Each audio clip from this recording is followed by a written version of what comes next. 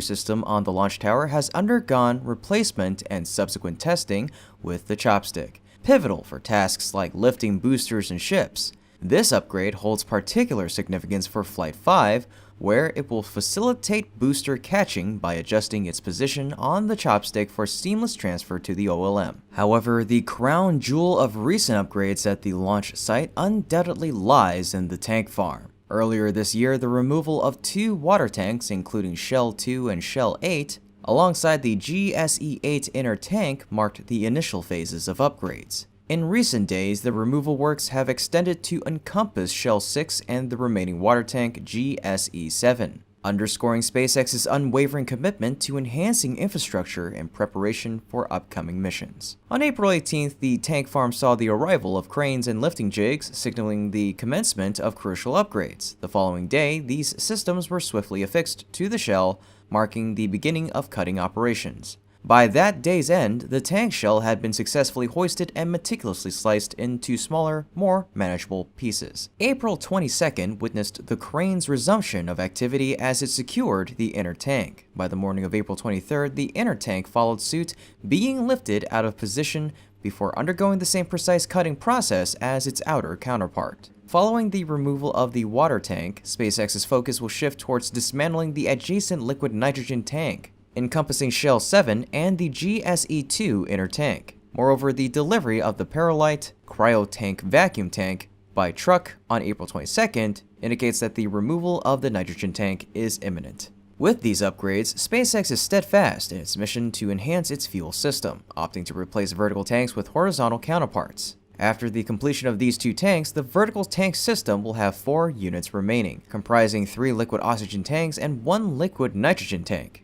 It's conceivable that this year may witness the removal of these tanks, ushering in a new era for the tank farm in subsequent flights. In addition to internal preparations for Flight 4, SpaceX is eagerly awaiting updates from the FAA, underscoring the collaborative effort and meticulous attention to detail integral to every mission's success. Similar to previous flights, the FAA remains steadfast in its commitment to conducting a thorough review of the launch vehicle, launch system, and procedures to uphold safety standards. While overseeing SpaceX's mishap investigation into Flight 3, the FAA anticipates swift resolution due to the minimal environmental impact and notable progress made. Nonetheless, adherence to proper procedures and standards is paramount to preempt any complications with other regulatory bodies, particularly environmental agencies. Additionally, the evaluation of Flight 4's novel procedures by the FAA is pivotal, given the introduction of new steps such as landing the booster on a virtual tower. Encouragingly, the FAA has conveyed positive sentiments, with Kelvin Coleman, the FAA's Associate Administrator,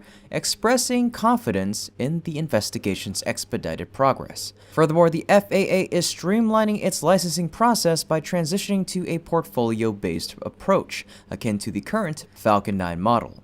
This bodes well for SpaceX, instilling greater confidence in expanding the Starship launch schedule in the future. As preparations for Flight 4 continue, SpaceX is already setting sights on subsequent missions. Recent developments include the issuance of a road closure schedule for April 25th, with a backup date on the 26th, facilitating the transfer of the booster to the Massey test site. With B-11 poised for launch, B-12 having undergone 2 cryogenic tests and B-14 in the midst of stack completion, anticipation is riding high for the forthcoming rollout of B-13. This booster, earmarked for Flight 6 alongside S-31, stands poised to propel SpaceX into the next phase of its ambitious endeavors. Indeed, with events unfolding rapidly, 2024 may mark the culmination of Starship version 1's transformative journey. Now let's dive into the latest update on the remarkable milestone achieved by the new Falcon 9. On April 23rd, SpaceX executed yet another flawless Falcon 9 mission at SLC-40, deploying 23 satellites into orbit. The flight took off at 6:17 p.m. EDT, culminating in the successful landing of the booster on the drone ship. The standout feature of this launch is undeniably the 300th landing of the Falcon 9 booster, a monumental achievement celebrated by SpaceX immediately following the successful touchdown. An announcement on X exclaimed, "Falcon 9's first stage has landed on the Just Read the Instructions drone ship, completing Falcon's 300th landing." Elon Musk himself took to Twitter to extend his congratulations to the SpaceX team, tweeting, "Congrats, SpaceX team, on 300 rocket landings." This milestone is a testament to SpaceX's unwavering commitment to reusability, a cornerstone of their strategy that significantly slashes costs and streamlines turnaround times.